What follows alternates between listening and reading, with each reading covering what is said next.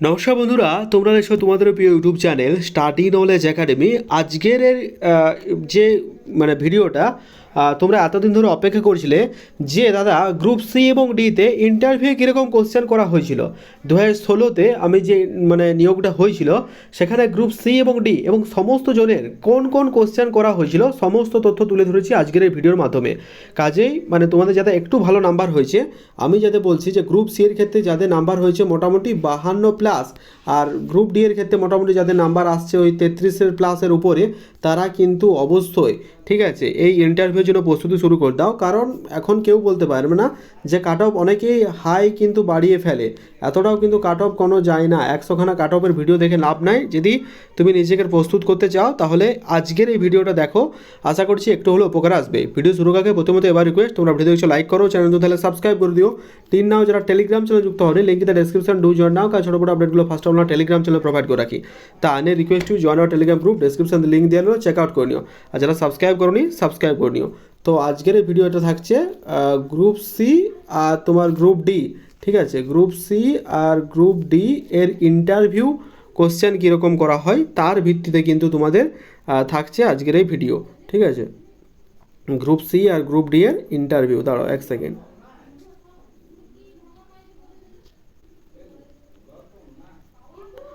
Interview, ঠিক আছে। কোন কোন কোশ্চেনগুলো করা হয় আমি তোমাদের সাথে এক নজরে তুলে ধরবো, যাতে তোমরা ব্যাপারটা পুরোপুরিভাবে বুঝতে পারো, এবং জোন ওয়াইজ সমস্ত কোশ্চেন তোমাদের সামনে তুলে ধরবো যাতে তোমাদের প্রবলেম না হয়। তার আগে একটা কথা বলে রাখি, আমি আমাদের টেলিগ্রাম চ্যানেলে ইন্ডিভিজুয়াল 2017 সালে কে কত পেয়েছিল, ঠিক আছে, এবং ওয়েটিং লিস্ট অনেক কষ্ট করে ভিডিও আপলোড করা হয়েছে। তোমরা কিন্তু গিয়ে প্লিজ দেখে নিও, কারণ ওই ভিডিওটা দেখতে পারলে তোমরা কিন্তু যে গ্রুপ সি এবং ডি তুমি কি আদৌ পার্সোনাল টেস্টে ডাক পাবে সেটা কিন্তু তুমি নিজেরাই বুঝে যাবে, ঠিক আছে। সেক্ষেত্রে কতগুলো ফ্যাক্টর তোমাদেরকে লক্ষ্য করতে হবে। এক নম্বর হচ্ছে রিজিয়ন দেখতে হবে, ডিস্ট্রিক্ট দেখতে হবে, তারপরে ক্লার্কের ভ্যাকেন্সি কটা আছে সেই লিস্টে, সেই ডিস্ট্রিক্টে ভ্যাকেন্সি কটা আছে, এভাবে দেখলে তুমি দেখে নিবে। তো চলো এবার তোমাদের গ্রুপ সি আর গ্রুপ ডি, ঠিক আছে, যে ইন্টারভিউ ব্যাপার, সেই ইন্টারভিউ কী কী কোশ্চেন করা হয়েছিল সেই ইন্টারভিউটা আমি একবার দেখে নিচ্ছি এক নজরে। সেই ইন্টারভিউ তোমাদের কী কী কোশ্চেন করা হয়েছিল একবার দেখে নিয়ে যাক।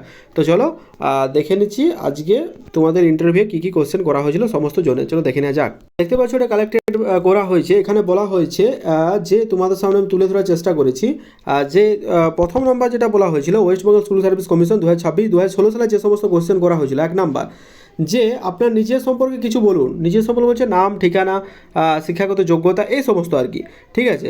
এটা তোমাদের হলো ওয়েস্টার্ন জোন। এবার নর্দার্ন জোনে কী কোশ্চেন করা হয়েছিল, আপনার নামের অর্থ কী, ঠিক আছে। আপনার নামের কি অর্থ সেটা আপনাকে কিন্তু অবশ্যই বলতে হবে।